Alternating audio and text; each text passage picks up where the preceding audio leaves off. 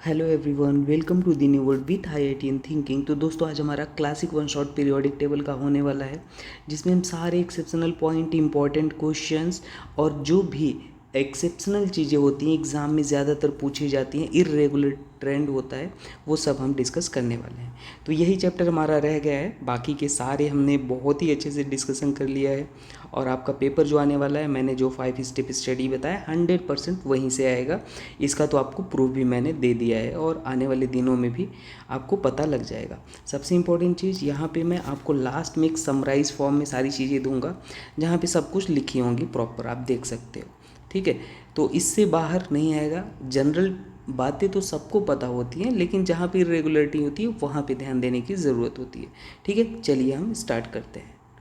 देखिए, periodic table की अगर बात करें तो जो मॉडर्न पीरियोडिक टेबल था वो मोज़ले ने प्रपोज किया था। मोज़ले नाम के साइंटिस्ट थे और उन्होंने एक इक्वेशन दिया था, जिसको हमने बोला था कि जो फ्रिक्वेंसी होता है ना, वो डायरेक्टली प्रोपोर्शनल टू जेड होता है। जैसे ये मान लो हाई स्पीड इलेक्ट्रॉन है और यहाँ से क्या है, ये एक्स रेज यहाँ से टकराई मेटल सरफेस से और ये एक्स रेज यहाँ से निकली। ठीक है, तो यहाँ से एक इन्होंने मतलब एक्सपेरिमेंट से एक इक्वेशन दिया, frequency equal to directly proportional to Z होता है। जेड क्या है, एटॉमिक नंबर है। ये इन्फॉर्मेशन के लिए ज़रूरी है नहीं, ग्राफ ज़रूरी है। ग्राफ क्या होता है, इन्होंने बताया कि जो मॉडर्न पीरियोडिक टेबल है वो ऑन द किस पे बेस होता है, एटॉमिक नंबर पे बेस होता है। ठीक है, chemical property based on atomic number, जो भी प्रॉपर्टीज़ होते हैं, सिंपल सी बात है। मॉडर्न पीरियोडिक टेबल जो होता है वो किस पे बेस्ड होता है, एटॉमिक नंबर को देख के सब कुछ बताया जाता है। देखो, जो हॉरिजॉन्टल होता है पीरियोडिक टेबल में, आपने देखा होगा हॉरिजॉन्टल, ठीक है, हॉरिजॉन्टल उसको हम पीरियड बोलते हैं। और जो वर्टिकल होता है उसको हम क्या बोलते हैं, ग्रुप बोलते हैं। तो 18 ग्रुप हैं और पीरियड कितने हैं, 7 पीरियड हैं। ठीक, ये चीज़ें आपको याद रखनी है। और जो इन्होंने ये रिलेशन दिया था, क्योंकि y इक्वल टू क्या लिख सकते हो, mx, तो ये स्ट्रेट लाइन पासिंग थ्रू मतलब ओरिजिन से होके जाएगा, तो ये ग्राफ आता है, आपको याद रख लेना है। टोटल 118 एलिमेंट ऑलमोस्ट नोन है। अच्छा, जो लार्जेस्ट ग्रुप है उसमें थर्ड ग्रुप को बोलते हैं लार्जेस्ट ग्रुप, जिसमें 32 एलिमेंट आते हैं। ठीक है, शॉर्टेस्ट ग्रुप क्या होता है, पहला वाला जो हाइड्रोजन और हीलियम जिसमें आते हैं।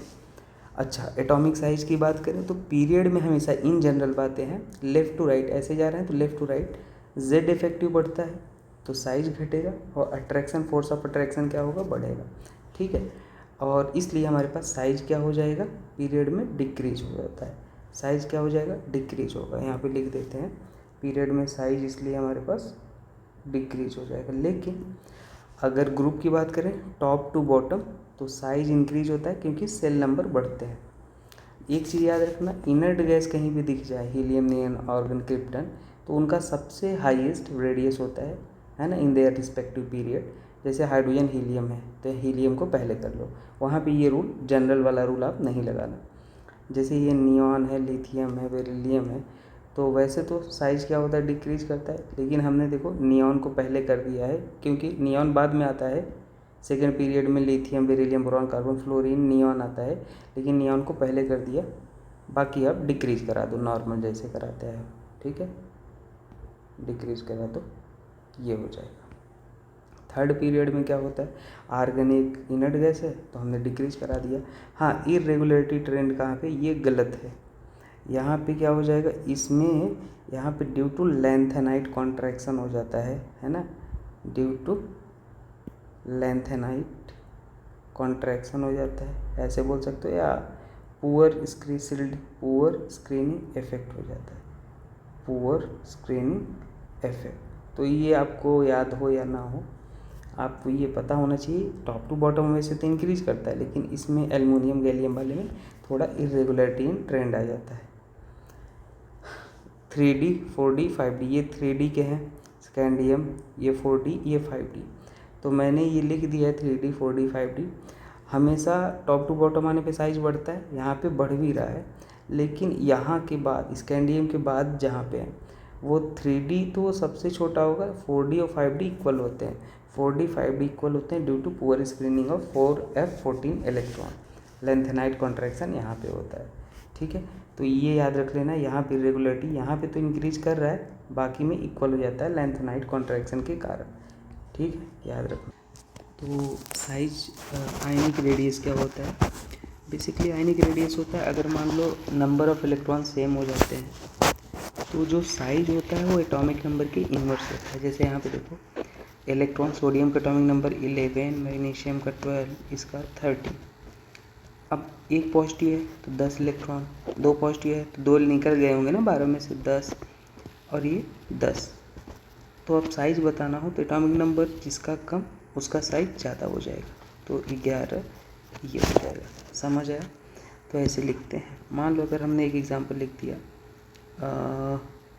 आर्गन और यहाँ पे Cl नेगेटिव, तो यहाँ पर 18 इलेक्ट्रॉन होते हैं और यहाँ पर भी 18 इलेक्ट्रॉन है। अब जैसे ही 18 इलेक्ट्रॉन हैं तो जिसका इलेक्ट्रॉन एटॉमिक नंबर कम उसका साइज ज़्यादा, इसका 18 होता है, आर्गन का कितना होता है? आर्गन का होता है 18 और क्लोरीन का होता है 17। तो अपने पास क्या हो जाएगा, किसका साइज बड़ा हो जाएगा? क्लोरीन का बड़ा हो जाएगा। ठीक है, नेक्स्ट देखो, अगर इन जनरल बात करूँ मैं तो ये गैस फेज में टॉप टू बॉटम जाने पे आयनिक रेडियाई बढ़ता है। जैसे मान लो एक अनायन है, ये नेगेटिव चार्ज दिख रहा है, एक न्यूट्रल है, एक कैटायन है, तो अनायन वाले ज़्यादा होगा न्यूट्रल और फिर कैटायन ज़्यादा हो जाएगा। अच्छा, हाइड्रेटेड रेडियाई जस्ट रिवर्स हो जाएगा, क्योंकि जितना साइज छोटा हो जाएगा वाटर के मॉलिक्यूल उतना ज़्यादा अच्छे से घेर पाएंगे उसको, है ना, पकड़ लेंगे, तो इसलिए ये हाइड्रेटेड रेडियाई हो गया। और जैसे ही हाइड्रेटेड रेडियाई आपको पता चलता है वो आयनिक रेडियाई की इन्वर्स होता है, कंडक्टिविटी आयनिक रेडियाई डायरेक्टली, आयनिक मोबिलिटी डायरेक्टली होता है। तो ये सारी चीज़ें आप याद रखना, ठीक है। आयनाइजेशन एनर्जी क्या होता है, मान लो कोई एटम है उसमें से एक इलेक्ट्रॉन निकालना चाह रहे हो, तो वहाँ पे जो एनर्जी रिक्वायर्ड है उसको आयनाइजेशन एनर्जी बोलते हैं। एक इलेक्ट्रॉन को निकालने में जो एनर्जी रिक्वायर्ड है उसको आयनाइजेशन एनर्जी बोलते हैं। तो ये फर्स्ट आयनाइजेशन एनर्जी है, एक इलेक्ट्रॉन और निकाल दो, सेकेंड, एक और थर्ड, तो जितना इलेक्ट्रॉन निकाल दोगे आप न्यूक्लियस के पास जाओगे और न्यूक्लियस के पास इलेक्ट्रॉन और न्यूक्लियस का फोर्स ऑफ अट्रैक्शन बहुत ज़्यादा रहेगा, जिसके कारण आयनाइजेशन एनर्जी बढ़ती जाएगी। तो I3 का ज़्यादा, I2 का, फिर I1 का। Left to right Z effective बढ़ता है, आयनाइजेशन एनर्जी बढ़ता है, ठीक है। और top to bottom ionisation energy decrease करता है। Left to right Z effective बढ़ेगा, आयनाइजेशन एनर्जी बढ़ेगा। Top to bottom ionisation energy घटेगा, सेल नंबर बढ़ता है, ठीक है।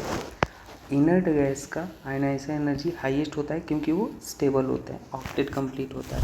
अब जिनका ऑक्टेट कंप्लीट है तो उन्हें दुनिया से क्यों ही मतलब है, लेकिन आपको क्या याद रख लेना है, एक्सेप्शनल वाली बातें, सेकेंड पीरियड में एक्सेप्शन है। वैसे तो left to right ionisation energy बढ़ता है, लेकिन यहाँ पे ये बेरिलियम और बोरॉन के केस में जस्ट इंटरचेंज कर देना, बाकी ये याद रखना है ना, ये रूल को नहीं फॉलो करना है नीचे वाला, ये ऐसे नाइट्रोजन ऑक्सीजन में भी ये फॉलो करना, बाकी आप ऐसे लगा लेना। यहाँ पर भी एक्सेप्शन है, यहाँ पे क्या हो जाएगा, सबसे पहले एल्युमिनियम फिर मैग्नीशियम और बाकी आप इंक्रीज करा लो, ठीक है। तो ये आप ट्रेंड मत भूलना, बहुत ज़रूरी है। फॉस्फोरस सल्फर में तो यहाँ पे सल्फर आ जाएगा, ये फॉस्फोरस, और ये आप ऐसे लगा लेना, ठीक है। हाँ, एल्युमिनियम और गैलियम में भी जब आप लिखते हो तो इसको भी आपको याद रख लेना है, गैलियम यहाँ आ जाएगा, एल्युमिनियम यहाँ आ जाएगा, ठीक है। आयनाइजेशन एनर्जी और क्या है, 5D 3D 4D है, तो 5D का ज़्यादा, 3D का ज़्यादा, फिर 4D का, ठीक है। जैसे यहाँ पे लिखना है तो लेंथेनाइट का सबसे ज़्यादा, फिर स्कैंडियम का और फिर वाई का, तो ये आपको ऑर्डर याद रखना है, ठीक है, हमेशा से। नेक्स्ट अगर हम देखते हैं, ये हो गया electron gain enthalpy. Electron gain enthalpy क्या होता है, जैसे आयनाइजेशन एनर्जी, एक इलेक्ट्रॉन निकालने में जो एनर्जी रिक्वायर्ड है उसको आयनाइजेशन एनर्जी बोलते हैं, वैसे ही एक इलेक्ट्रॉन को ऐड करने में जो एनर्जी रिक्वायर्ड है उसको इलेक्ट्रॉन गेन एंथैल्पी बोलते हैं। तो ये पहली electron gain enthalpy positive negative दोनों हो सकती है, लेकिन दूसरी इलेक्ट्रॉन गेन एंथैल्पी, मतलब ये नेगेटिव एक आ गया था, एक और आ रहा है, तो ऑलवेज पॉजिटिव होगा। जैसे अच्छा, ये बड़ा ही एक्सेप्शनल केस है, O को एक इलेक्ट्रॉन दोगे तो डेल्टा H नेगेटिव आता है, लेकिन यहाँ पे एक इलेक्ट्रॉन और दोगे ना तो इलेक्ट्रॉनिक रिपल्सन होता है, जिसके कारण ये पॉजिटिव हो जाता है, तो याद रख लेना। अच्छा, एंडोथर्मी इसमें क्या पूछता है? हाँ, नोबल गैस जो होता है वो उसका हमेशा पॉजिटिव इलेक्ट्रॉन गेन एंथैल्पी होता है ऑलवेज। एंडोथर्मी क्या होता है? If the atom is already stable और if you are adding an electron to an already negative ion external force. चलो ये मैं समझाता हूँ। जैसे देखो यहाँ पे एच है, एच नेगेटिव है। एच मतलब क्या है? यहाँ पे 1s1 है और यहाँ पे क्या है? 1s2 था। ठीक है, 1s2 था। तो यहाँ पे देखो ये 1s2 हो जा रहा है, मतलब बहुत ज़्यादा स्टेबल हो जा रहा है, स्टेबिलिटी बढ़ रही। तो ये एक्सोथर्मिक है। यहाँ पे कितना था? 2,8,1 था। तो अभी ये स्टेबल नहीं था, इसलिए ये प्रोसेस क्या हो जाएगा? एंडोथर्मिक। पहले हीट लेगा एक इलेक्ट्रॉन निकालने के लिए। क्यों हीट लेगा एक इलेक्ट्रॉन निकालने के लिए? क्योंकि एक इलेक्ट्रॉन जब निकलेगा ना, तो ये जो बच रहा है 2,8 है, बहुत स्टेबल है, तो इसलिए एंडोथर्मिक। तो कभी इलेक्ट्रॉन यहाँ पे निकल रहा है ना, पॉजिटिव है, तो ये हीट लेगा तुरंत निकालने के लिए। जबकि यहाँ पे क्या है? ऐसा नहीं है, ये भी स्टेबल। ये एच था, ये हाफ फील्ड था और ये फुल फील्ड था। यहाँ पे एक्सोथर्मिक हो जाएगा प्रोसेस। लेफ्ट टू राइट जाने पे जेड इफेक्टिव बढ़ता है, इलेक्ट्रॉन एफिनिटी बढ़ता है, याद रखना। इन जनरल है, टॉप टू बॉटम साइज बढ़ेगा और इलेक्ट्रॉन एफिनिटी घटता है। थर्ड पीरियड का ज़्यादा होता है इलेक्ट्रॉन एफिनिटी सेकेंड से। क्लोरीन का पूरी पीरियोडिक टेबल में ज़्यादा होता है। सल्फर, सेलेरियम, टेलेनियम, पोलोनियम और ऑक्सीजन, ये पूरा जनरल ऑर्डर याद होना चाहिए। इसमें एक्सेप्शन है, सेकेंड पीरियड, थर्ड पीरियड, जैसे को तैसे आप याद रख लो। ठीक है। इलेक्ट्रोनेगेटिविटी क्या होता है? जो पेयर्ड इलेक्ट्रॉन होते हैं उसको अट्रैक्ट करने की tendency by a most electronegative atom. Simple से याद रख लो, लेफ्ट टू राइट जाने पे, लेफ्ट टू राइट मतलब पीरियड में इलेक्ट्रोनेगेटिविटी बढ़ता है, टॉप टू बॉटम आने पे डिक्रीज हो जाता है। तो ये आपका इलेक्ट्रोनेगेटिविटी का ऑर्डर है, याद रखो। Metallic character top to bottom जाने पे बढ़ता है, नॉन मेटलिक कैरेक्टर, अच्छा metallic character top to bottom जाने पे इंक्रीज होता है और नॉन मेटलिक कैरेक्टर डिक्रीज होता है। तो नॉन मेटलिक ऑक्साइड है तो एसिडिक होंगे, मेटलिक है तो बेसिक। तो देखो यहाँ पे कार्बन और सिलिकॉन है, तो मेटलिक कैरेक्टर जो हो जाएगा वो इंक्रीज हो जाएगा, और आपको पता है नॉन मेटलिक कैरेक्टर डिक्रीज होगा, टॉप टू बॉटम क्या हो जाएगा? डिक्रीज हो जाएगा। तो non metallic character carbon, silicon है, और नॉन मेटलिक ऑक्साइड जो होते हैं वो ज़्यादा एसिडिक होते हैं, मतलब CO2 ज़्यादा एसिडिक है SiO2 से, बाकी ये एसिडिक हो गया। ठीक, सिंपल, यही बताना था। न्यूट्रल ऑक्साइड ये वाले होते हैं, याद रख लो आप। एम्फोटेरिक ऑक्साइड ये सभी है, सभी एम्फोटेरिक जो एसिड बेस दोनों होते हैं, एसिडिक ये वाले हैं। एटलीस्ट इतना याद रखो, बाकी तो हम देखते रहेंगे। एसडी कैरेक्टर इंक्रीज होता है लेफ्ट टू राइट, क्योंकि इलेक्ट्रोनेगेटिविटी, अच्छा इलेक्ट्रोनेगेटिविटी बढ़ता है, ये आपको देखना है, लेकिन ठीक है। एसडी कैरेक्टर से बोल सकते हो। नॉन मेटलिक कैरेक्टर अगर लेफ्ट टू राइट बढ़ रहा है मतलब नॉन मेटलिक कैरेक्टर इंक्रीज हो जाता है। Top to bottom non metallic character क्या होता है भाई? डिक्रीज हो जाता है। ठीक, पीरियड में इलेक्ट्रोनेगेटिविटी का भी रोल आ जाता है एसडी क्रिस्टल को बढ़ाने में। और मैं आपको एक चीज़ बोलूँ, ऑक्साइड ऑफ सेम एलिमेंट, तो एसडी क्रिस्टल जो होता है directly proportional to oxidation number होता है। यहाँ पे देखो ऑक्सीडेशन नंबर +6 है, यहाँ पे +4 है। सेम एलिमेंट है सल्फर सल्फर, तो जिसका ऑक्सीडेशन नंबर ज़्यादा वो ज़्यादा एसिडिक। ठीक है। यहाँ पे अगर आप देखोगे तो ऑक्सीडेशन नंबर आप निकालोगे, HCl4 का ज़्यादा ये और फिर ये हो जाएगा। लेकिन ये IT एडवांस में पूछा गया एक बार क्वेश्चन, ठीक है। यहाँ पे इकलौता ऐसा केस है क्योंकि रिड्यूसिंग एज ज़्यादा होता है इसमें, इसलिए ये ऑर्डर हो जाता है, रूल फेल हो जाता है। भले ऑक्सीडेशन नंबर ज़्यादा है, लेकिन रूल अपन को कौन लगाना है? याद रखना, रूल एक्सेप्शन वाला लगाना है कि ये हो जाता है। ठीक है, ये आपको याद होना चाहिए। और ये रहा ट्रेंड, फटाफट समरी है, लेफ़्ट टू राइट है, टॉप टू बॉटम है इसका मतलब। ठीक है, ये कुछ इंपॉर्टेंट चीज़ें हैं जो आप याद रखो। अबंडेंस किसका कहाँ पे होता है, एटॉमिक आयनिक साइज, ये आप भी देख लेना। ये देखो एटॉमिक साइज इंक्रीज होता है, ये कहाँ पे, ये मैं कैसी बात कर रहा हूँ, ध्यान, टॉप टू बॉटम कर रहा हूँ, याद रखना। ये टॉप टू बॉटम है जितनी भी चीज़ें हैं, Z effective, decrease, ionisation energy, ये सारी चीज़ें ये डिक्रीज है। ठीक है, पीरियड में लेफ़्ट टू राइट बात हो रही है, ये डिक्रीज, इंक्रीज। ठीक है, ये सारी चीज़ें आप देख लो। इरेगुलर, ये सबसे इम्पोर्टेंट होता है। इनर्ट गैस जो होता है वो हाईएस्ट रेडियाई होता है जैसे हीलियम का, लेकिन सेकेंड पीरियड में लेफ्ट टू राइट आने पे बढ़ना चाहिए, लेकिन एक्सेप्शन कहाँ पे आ जाएगा, नियॉन, फिर ये हो जाएगा। ठीक है, इसमें ये गलत है, एक्सेप्शन आ जाएगा आर्गन। ग्रुप 30 में जेई का PYQ क्या होता है, due to poor screening of 3D electron, ये गैलियम का कम हो जाता है एल्युमिनियम से। 3D सीरीज़ का साइज ये होता है, याद रखना। ठीक है, ये तो मैंने आपको बता दिया, इसमें बढ़ता है, बाकी सब में सेम रहता है। ठीक है, due to lanthanide contraction ionic radii left to right घटेगा और टॉप टू बॉटम बढ़ेगा। बट आइसोइलेक्ट्रॉनिक है तो साइज इन्वर्सली एटॉमिक नंबर का होता है। जैसे देखो आइसोइलेक्ट्रॉनिक है तो यहाँ पे ये 8 इलेक्ट्रॉन है, यहाँ पे कितने हैं, सॉरी ये, हाँ यहाँ पे 2 ऑक्सीजन है तो 18 और ये एटॉमिक नंबर 8 कम है तो साइज बड़ा हो जाएगा। और ये ऑर्डर आप याद रख लेना। हाइड्रेटेड रेडियाई ये होता है, ये एक्सेप्शनल में आएगा, है ना, आप गलती कर सकते हो नॉर्मल ट्रेंड याद करके। तो ये आयनाइजेशन एनर्जी है, ये गलत है, ये सही है। इसमें जहाँ जहाँ ऐसे किया है इसमें इरेगुलरिटी ट्रेंड है, तो ये गलत है, ये हम यहाँ, और फॉस्फोरस सल्फर में यहाँ पर भी हमने गलती किया है तो ये लगा दिया है सही वाला। ये 5D 3D 4D electron affinity का ऑर्डर ये होता है। ठीक है, फर्स्ट और थर्ड पीरियड के इलेक्ट्रॉन एफिनिटी ज़्यादा, सेकंड से क्लोरीन यूरिया। डेल्टा H1 और नेगेटिव डेल्टा, ये सेकंड जो होता है ऑलवेज पॉजिटिव होता है। इनर्ट गैस है 0, पॉजिटिव इलेक्ट्रॉन गेन एंथैल्पी। अब आओ मुद्दे की बात कर लेते हैं। देखो भाई, आप सही प्लेटफॉर्म पे हो, मैं आपको ये बता दूं पहले, क्योंकि एक ट्रस्ट दिलाना आपको ज़रूरी होता है और कोई पैसा वैसा नहीं लिया मैंने। नीट 2025 का जो पेपर था हमने जो कराया था वही आया था, ये रेफरेंस है, पूरा वीडियो देखना है, लिंक डिस्क्रिप्शन में जाके चेक कर लो क्या मैं सही बोल रहा हूँ। ब्लाइंडली ट्रस्ट हम पे भी मत करना। ठीक है, तो ये है, ये लास्ट ईयर था, विद इन 2 मंथ हमने 3 स्टेप स्टडी कराया था, क्वेश्चन वही पैटर्न फॉर्मेट के आए थे। अभी तो 5 स्टेप स्टडी है, 100% मैचिंग होने वाला है इस बार, मैं आपको लिख के देता हूँ ये चीज़। 1% केस में किस्मत नहीं सही हुई तो अलग बात है, बाकी उस केस में आप कोई नहीं कर पाएगा, अगर आप नहीं कर पाए तो कोई नहीं कर पाएगा, जो मैंने 5 स्टेप स्टडी कराया है। देखो, फर्स्ट स्टेप स्टडी था क्लासिक 1 शॉट, हर चैप्टर का 1 शॉट, और 1 शॉट ऐसा नहीं कि केवल थियरी, इस लेवल का 1 शॉट कि इसको करने के बाद आपको कोई भी क्वेश्चन नहीं उलझना चाहिए।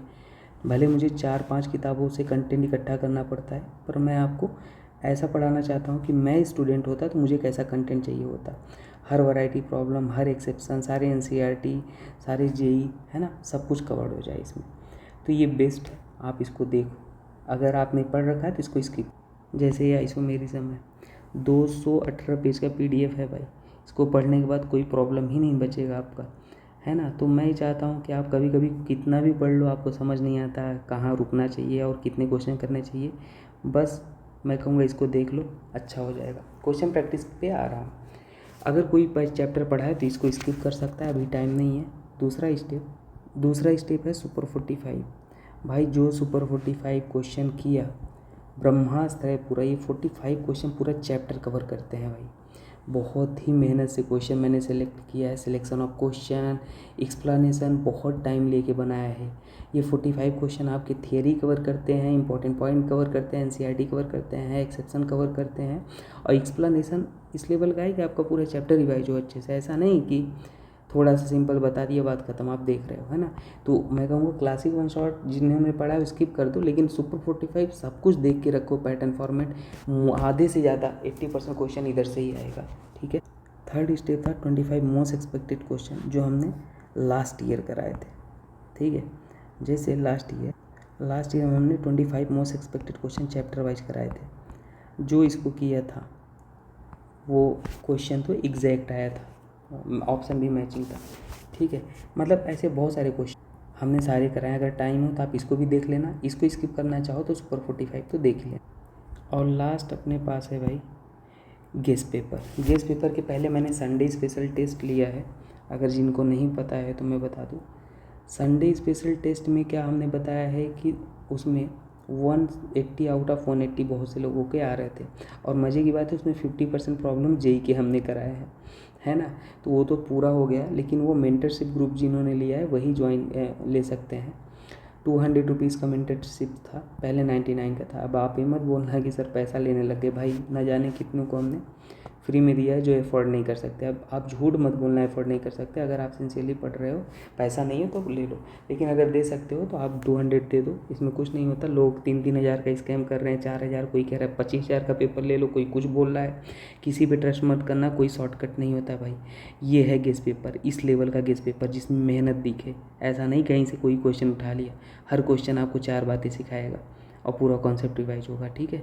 ये देखो, तो आप उसको ज्वाइन करोगे, प्रॉपर गाइडेंस, PDF सब कुछ वहाँ पे मिलने वाला है, और संडे स्पेशल टेस्ट भी आपको मिल जाएगा वीडियो सॉल्यूशन के साथ, ठीक है। तो आप ये देखो, सुपर 45 देखो, और लास्ट में प्लानिंग चल रही है, आप कमेंट करके बताना।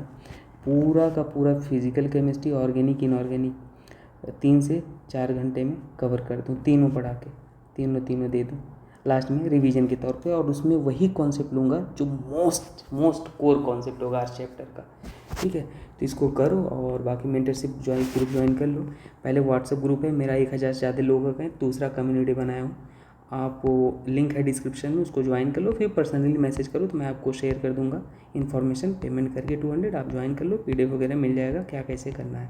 कोई स्कैम में नहीं फंसना है, टेलीग्राम पे बहुत स्कैम हो रहे हैं, कोई कह रहा है ये पेपर ले लो 50,000 का, कोई कुछ, वो सब स्कैम है, आपके भावनाओं के साथ खेला जा रहा है। मेरी जिम्मेवारी है आपको सही डायरेक्शन बताना। आप मुझ पर भी ट्रस्ट मत करो, लेकिन आप पहले देखो खुले दिमाग से, क्या मैं जो बताया सही है, जाके कंटेंट चेक करो, आपको लगता है जेन्युइन तो ज्वाइन करो, ठीक है, लेकिन कहीं पे फंसना नहीं। चलो, थैंक यू एवरीवन। और स्ट्रेस आएगा, टेंशन नहीं लेना, ज़िंदगी है यार, है ना, बढ़िया से एकदम इसको फेस करो, कल को आपको अच्छा फील होगा, है ना। हिम्मत बनाए रखो, और मैं आपके साथ हूँ, ठीक है। Thank you, all the best.